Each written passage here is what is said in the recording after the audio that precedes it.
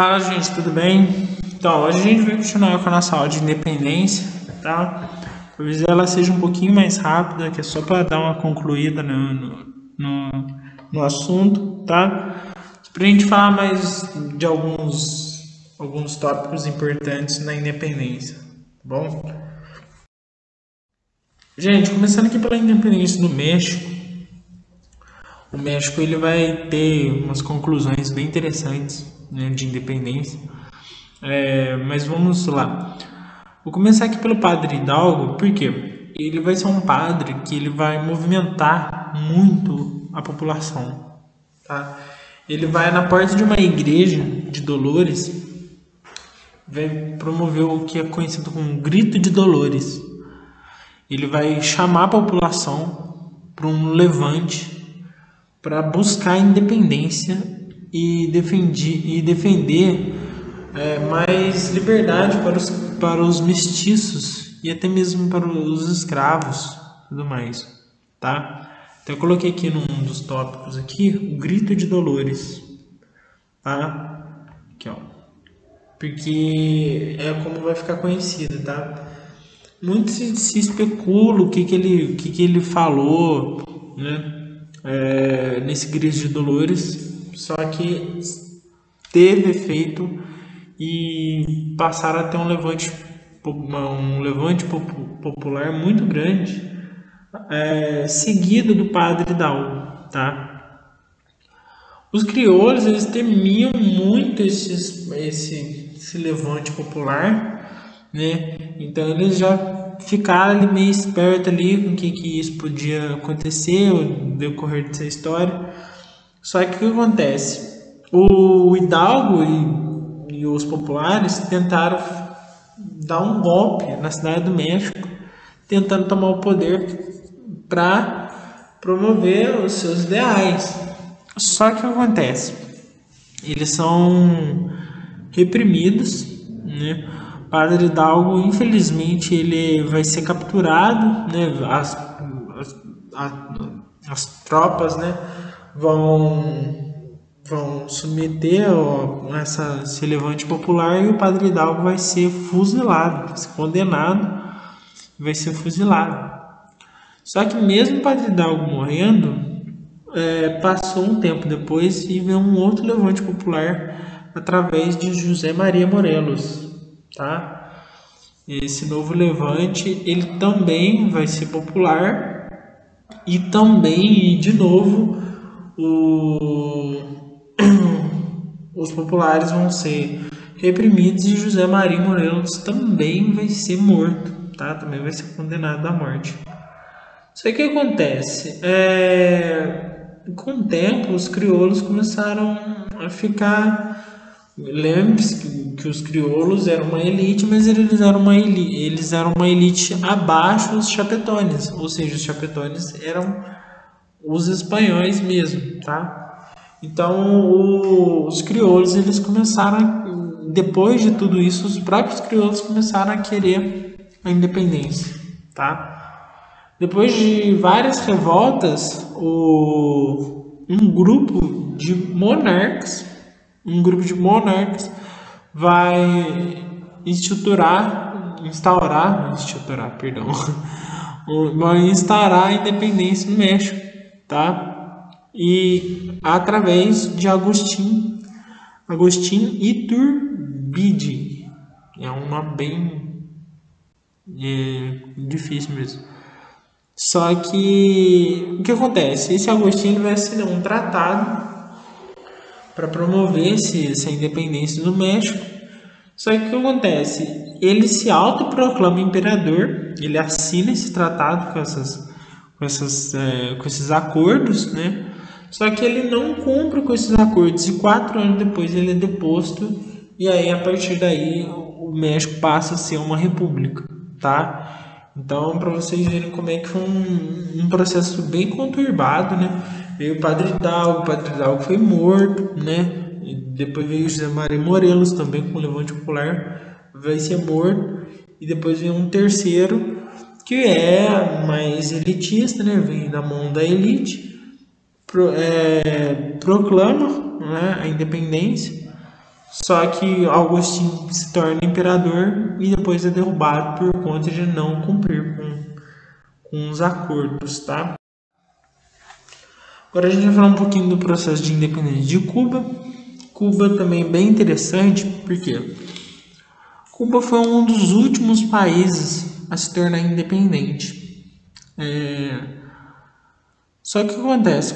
Cuba, ela era muito importante para a Espanha, gente, muito importante. Aqui, ó, eu coloquei 40% de produção de açúcar, 40% de produção de açúcar mundial vinha de Cuba. Então Cuba era muito importante. Só que Cuba era tão importante que um outro país cresceu o olho em Cuba, que foi os Estados Unidos. Mas a gente ainda não chegou nos Estados Unidos. A Espanha já estava um pouco desgastada por conta disso, né? Por conta que ela já tinha perdido muitas colônias, né? Então isso foi fazendo com que a Espanha fosse ficando desgastada. Isso foi gerando um impacto muito grande na Espanha. E a partir daí, Cuba começa a querer independência, a libertação de seus escravos, e começa um conflito entre Cuba e Espanha, tá? Teve um primeiro conflito, que foi de 1868 até 1878, que ficou conhecido como Guerra dos 10 Anos. Depois teve um segundo conflito, e nesse segundo conflito, quando já estava acabando o conflito, né, os Estados Unidos quis interferir. A Cuba já estava até ganhando da Espanha, mas daí os Estados Unidos interferiu no final desse conflito. Os Estados Unidos alegou que a Espanha tinha afundado, né, tinha explodido um navio deles. Isso realmente aconteceu, mas não se tem prova se foi realmente a Espanha que fez. Só sei que esse foi o motivo, né, foi o estopim para que os Estados Unidos interferissem na guerra. Os Estados Unidos entram nesse conflito do lado dos cubanos, tá? E isso terminou de ajudar o conflito pro lado de Cuba. Só que o que acontece? Em 1898, a Espanha fala, tá bom, perdi a guerra, perdi o conflito. Só que a Espanha chama para fazer um tratado, né, os Estados Unidos. Então o tratado de independência de Cuba foi entre Espanha e Estados Unidos, e não Cuba. Olha só para vocês verem. Cuba ficou de fora do processo de independência dela mesma, tá? Nesse processo de independência de Cuba, a Espanha declara que Cuba é independente, só que os Estados Unidos passam a ter forte influência em Cuba, tá? Cuba não passa a ser colônia dos Estados Unidos, mas os Estados Unidos passa a ter influências dos Estados Unidos, tá? Esse é um negócio que a gente chama de emenda Platt. A emenda Platt ela vai vigorar até 1933, tá? Ou seja, essa emenda Platt fazia com que os Estados Unidos tivessem o poder de interferir nas questões cubanas quando fosse necessário para eles, né? Se os Estados Unidos achassem que era necessário alguma interferência em Cuba, os Estados Unidos podiam fazer isso por conta da emenda Platt, tá bom? Gente, as Américas Espanholas basicamente, entre aspas, acabou. Por quê? Porque a independência do Uruguai, ela vai ser em relação ao Brasil, tá? Como assim? Vou explicar. O Uruguai, ele pertencia ao vice-reino do Rio da Prata. Lembra na outra aula, né? Que a América Espanhola era dividida em vice-reinos. Então, o Uruguai pertencia ao vice-reino do Rio da Prata, que também fazia parte da Argentina, tá? O que acontece? No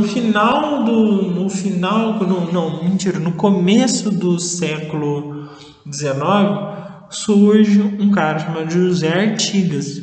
Ele promove um levante buscando a independência do Uruguai, tá? Só que acontece uma coisa que meio que quebra as pernas do José Artigas. Em 1808, o rei de Portugal vem para o Brasil, né? Fugindo de Napoleão, e depois de um tempo ele decreta que o Brasil seria também parte do reino. O Brasil não era mais colônia. Com o rei aqui no Brasil e os exércitos portugueses também aqui no Brasil, o Brasil estava muito forte, tá? Então, em 1816, o Brasil invade o Uruguai.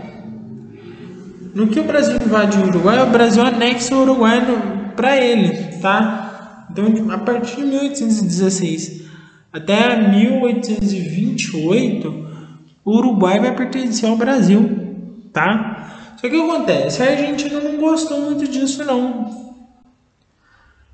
Porque para a Argentina o Uruguai pertencia a ela, por conta já do vice-rei do Rio da Prata. O argentino falava assim: olha, o Uruguai faz parte da Argentina. Por conta disso, a Argentina e o Brasil vão entrar em guerra um com o outro. Só que o que acontece? O Brasil não conseguia invadir Buenos Aires e a Argentina não conseguia varar o bloqueio naval, não conseguia vencer os navios brasileiros. Essa guerra já não estava mais fazendo, já não era mais interessante para a Inglaterra, que veio e interviu na guerra. Falou assim: olha, apaziguou a situação, o Brasil ficou de um lado, a Argentina ficou de outro, e aí o Uruguai se tornou independente, não sendo nem do Brasil nem da Argentina, sendo um estado independente, tá? Gente, só para finalizar um pouco, a gente vai falar um pouquinho do processo das escravizações aqui na América. E na América em geral mesmo, quer dizer, na América Latina em geral. A América Espanhola ela vai ser mais conhecida pelo processo de escravidão de indígenas, tá? E o Brasil ele vai ser focado mais na escravidão de africanos, tá certo? Porque no Brasil, para a coroa portuguesa, o tráfico de africanos era muito melhor, muito mais rentável do que escravizar índios, tá? Então era mais lucrativo para Portugal trazer escravos da África do que escravizar os próprios indígenas. Isso também, né, eu coloquei aqui resistência, teve várias resistências na América inteira, né, resistências mesmo de luta, e teve outros tipos de resistências também, que no caso do Brasil, os indígenas eles fugiam das fazendas. Como eles conheciam o território melhor do que os colonos, eles fugiam, eles se davam bem, tá? Então era melhor para Portugal trazer gente de outras terras que não conheciam, que se o escravo africano fugisse daqui, ele não tinha para onde ir, ele não conhecia essas terras, tá? O processo de cristianização também é uma forma também de dominação, porque você domina esses povos através da crença, tá? E esses processos tanto de cristianização quanto da escravidão promoveram grandes genocídios. Muitas pessoas morreram nesse processo todo, tá, gente? Não só por armas, como por doenças. Tá? Os indígenas eles não tinham o sistema imunológico que os europeus tinham, né? Porque eles já estavam acostumados com várias outras doenças. Os indígenas não. Então muitos morreram através de doenças, tá? Eu coloquei aqui por último aqui Haiti e Cuba.